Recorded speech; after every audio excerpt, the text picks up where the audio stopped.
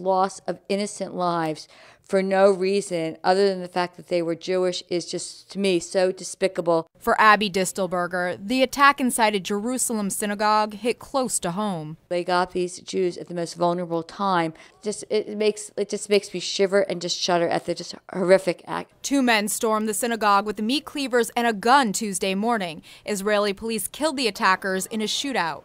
8 people were wounded and 5 people were killed, including a police officer. It's a tragedy any time that a mosque, a church, or a temple is attacked in this fashion. It's deplorable.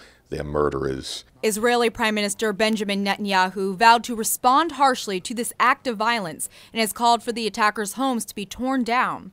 President Obama says there's no justification for attacks against innocent lives. This is a tragedy for both nations, Israel as well as the United States, and our hearts go out to the families who obviously are undergoing enormous grief right now.